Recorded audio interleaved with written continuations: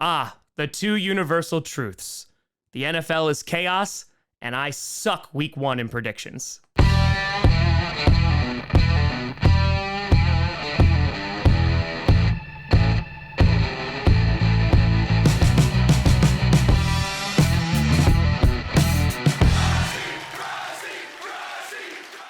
Grossi Posse Packer Nation. Welcome to another episode of Packcast, the podcast where you don't, I do Packers fan, but it sure does help. I'm your host, Tom, 8-8. One of my Jeff Fisher, Grossi, and today we are going to be diving into week 2 predictions, breaking down and predicting every single game in the week 2 slate. And listen, last week was rough, all right?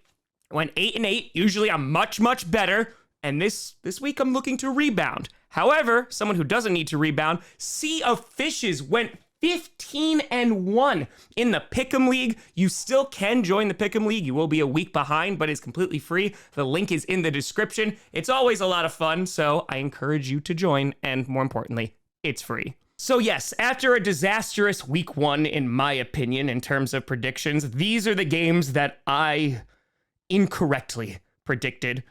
But I was really happy about the Vikings one. So glad to be wrong. And so with that, let's jump in and try to redeem ourselves. Starting off with our Thursday night game, you got the Minnesota Vikings taking on the Philadelphia Eagles. The Vikings, they lost to Baker Mayfield. Shame! Get baked. But the Vikings really just shot themselves in the foot with some back-breaking turnovers. Justin Jefferson was having an amazing first half, and then they just stopped targeting him in the second half. And I understand that it's week 1 and you're just going to have some ebbs and flows, but it didn't really look that great losing to Baker Mayfield, which, by the way, I got to give credit to the Buccaneers. They looked a lot better than a lot of people anticipated, including myself, so I am happily wrong about that. They're going to be taking on the Philadelphia Eagles this week. The Eagles, they had a little bit of a tough time with the New England Patriots, but were able to come away with a win. Jalen Carter looking phenomenal in that game, just absolutely bulldozing the Patriots offensive line, and that defense could be real darn good. I imagine the Eagles are going to have a better game this week, and if last year's primetime game between the Vikings and the Eagles is any indication, Darius Slay is going to have himself a big game. The Vikings might be a little bit less rusty coming into this week, but on a short week, I'm going to pick the defending NFC champions. I'm going to go with the Philadelphia Eagles, and the Vikings would start 0-2. So sad. Following that, you got the Green Bay mother-loving Packers taking on the Atlanta Falcons. The Packers dominated the Chicago Bears. 9 in a row, baby. I'm undefeated, never lost. That's right. Matt LaFleur has never lost to the Bears. Jordan Love, 3 touchdowns on the day. The offense was efficient. Unfortunately, Aaron Jones did have a little bit of a hamstring issue. Hopefully he's okay. He said it was just a bite. But overall, performance was really good. And the defense constantly getting after Justin Fields and Rashawn Gary. Hopefully his snap count is a little bit higher this week. And I imagine they're going to have a good time against the Falcons. Meanwhile, the Falcons, they actually looked pretty good. That run game was phenomenal. Tyler Algier getting 2 touchdowns. Bijan Robinson looked good. And then there was Desmond Ridder trying to convince his talented running backs that he belonged.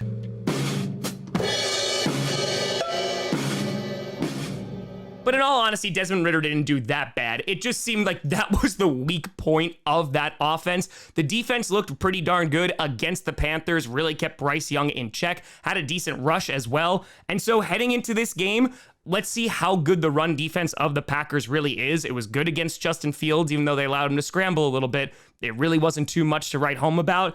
So this should be a pretty good game. I am going to pick the Green Bay Packers because I think that defense should be able to have a time against the Falcons O-line.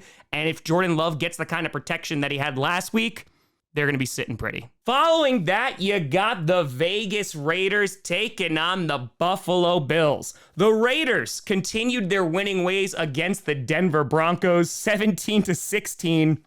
And Broncos fans, you just can't get away from that score. I'm sorry, Brandon Perna. But the Raiders look pretty darn good. Jacoby Myers having a big day, 2 touchdowns. Unfortunately, went out after a not so great hit Last time I checked, he was still in concussion protocol. But the Raiders, they're now atop of the AFC West, just like everybody predicted. Meanwhile, the Buffalo Bills, a catastrophe for the Bills because they lost to Zach Wilson. Are you crying? No. It's the onions, damn it. Give me these. Aaron Rodgers leaving the game after 4 snaps, unfortunately, will be missing the season. But the Bills, they have no excuse. Josh Allen had 4 turnovers, a fumble, 3 ugly-looking interceptions. 2 of them were just completely baffling. And he sat there during the press conference after the game and basically said, "It's on me," and he was frustrated. And Josh Allen is kind of like Brett Favre. You live and die with him. He can go and make magic happen, and then he could just make you pull your hair out. I imagine this is going to be a bounce-back game for the Bills. It's being played in Buffalo, and I'm going to pick the Bills to win because, boy, oh boy, do they need it. Then you got an AFC North divisional matchup. You got the Baltimore Ravens taking on the Cincinnati Bengals. The Ravens, they won last week against the Texans. But at what cost? Injuries abound. J.K. Dobbins out for the year, and it's honestly just so heartbreaking, especially for J.K. Dobbins. You don't know if that's going to be the end of his career, and it just seems like every year the Ravens are battling with injuries. Lamar Jackson looked okay. The defense, I really like the way they looked against the Texans, and I imagine that that might be one of the strengths of that team going forward. Meanwhile, the Cincinnati Bengals, they're trying to avoid an 0-2 start against division rivals. You shut up!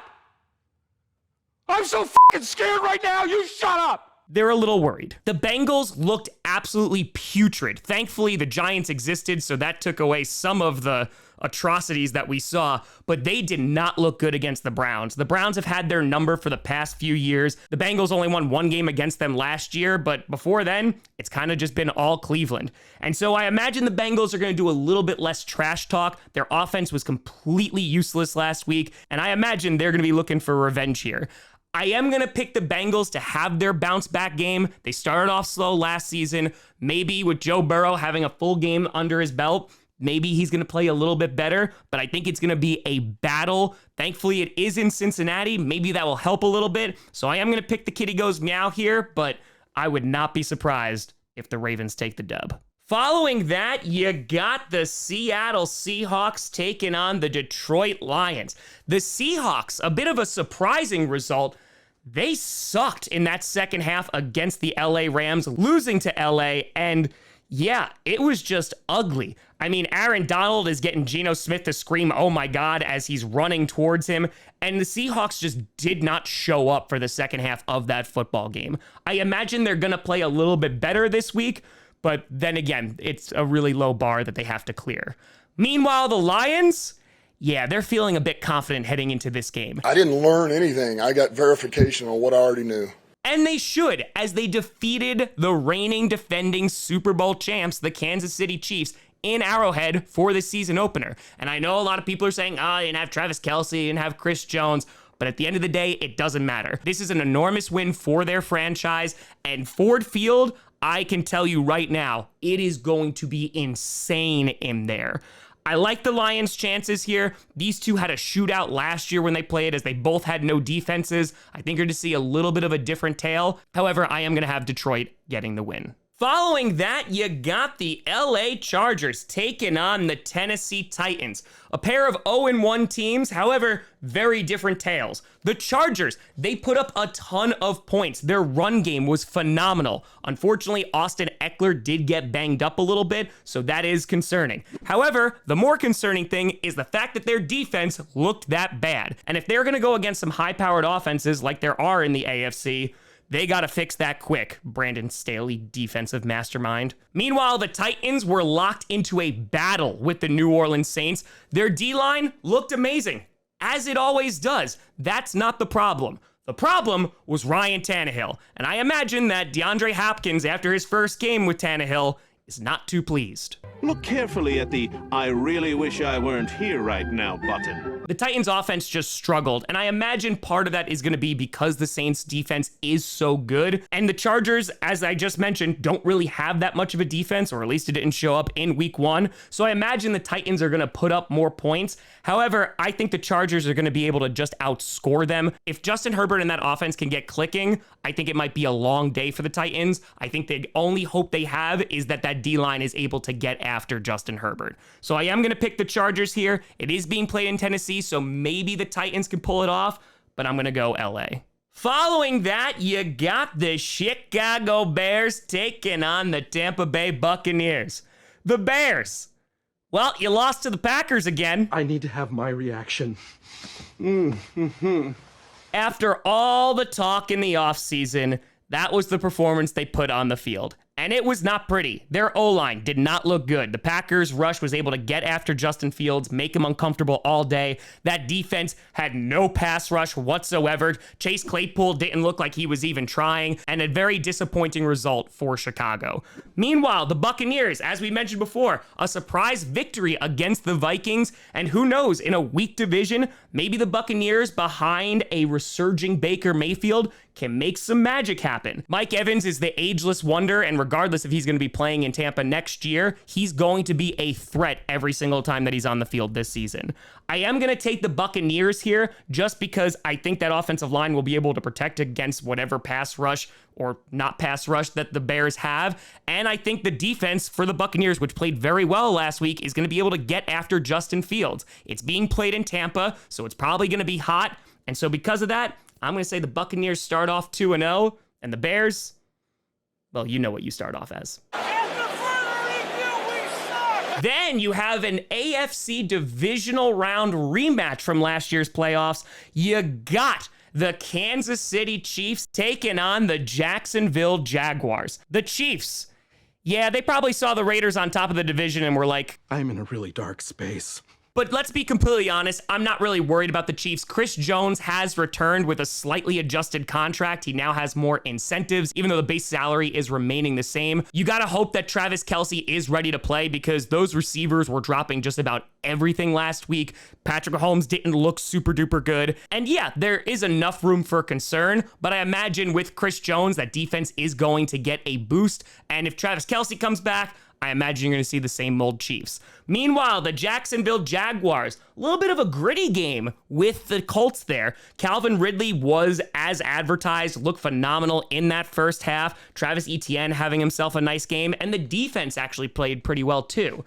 Now, I think this is going to be a really, really good game. And I know last week, my upset of the week was the Steelers beating the 49ers, and I was dead wrong. But this week, I'm going to pick the Jacksonville Jaguars to get the win because it's being played in Jacksonville. That crowd is going to be electric. And I just have a feeling that even if Kelsey's back, he might be limited. So I'm going to go with Jacksonville here for the upset. Do I have a lot of confidence in it? Sure. Then you have an AFC South divisional matchup between the Indianapolis Colts and the Houston Texans. The Colts, Anthony Richardson, looked pretty good last week. Enough room for optimism in a loss against the Jaguars, though he only threw to the right side of the field. The Colts were able to battle back. They scored 14 in that last quarter. And hey, they may surprise some people, as I imagine that Anthony Richardson, with his athleticism, is going to win them some games. Meanwhile, the Texans, they didn't look completely awful. There's definitely some room to grow. Definitely. The O-line did not look that great, but CJ Stroud did not look awful. Are they good? No, they're average. There were definitely some flashes there, and I think as the season goes along, CJ Stroud will just continue to improve. He has been kind of thrown into the fire there, but there are enough weapons in Houston for him to be successful. I do worry about the O-line a little bit, but can't really do too much about that. And plus, there's a lot of other teams with terrible O-lines. I am going to go with the Indianapolis Colts here. They were able to hold their own against the Jaguars last week, and I think they should be able to get it done against Houston. Following that, you got the San Francisco 49ers taking on the LA Rams. A little bit of surprising outcomes for both of these teams. The 49ers, I'm not really surprised that they won. I'm just surprised the way they won. Because after that win, pretty good. Brock Purdy looked great. Brandon Ayuk with 2 touchdowns. Christian McCaffrey looked good. That defense was phenomenal, completely suffocating the Steelers' offense. Meanwhile, the Rams, they had a nice win. Matthew Stafford looked like he was pretty much back. You do have to wonder about the longevity of that. And of course, Cooper Kupp is going to be out for the next few weeks. But this was a big win for the Rams, who a lot of people, including myself, wrote off this season. However, I do think their good fortune is going to end this week. I think the 49ers are just a much better football team. Arguably, they are the best team right now in the NFL. I know it is only 1 week, but I imagine the 49ers are going to pick up this divisional win and continue their dominance. Pretty good. Then speaking of bad offensive lines, you got the New York Giants taking on the Arizona Cardinals. Well, this is the Giants getting ready for this week's game. Let's go. We're going to be late. Absolutely abysmal. 40-0, getting blown out. Their offensive line was a revolving door. They couldn't get anything done. The defense really wasn't doing anything against the Cowboys offense. And yeah, it was just struggle the entire game. And I'm also talking about as a viewer. I struggled watching that.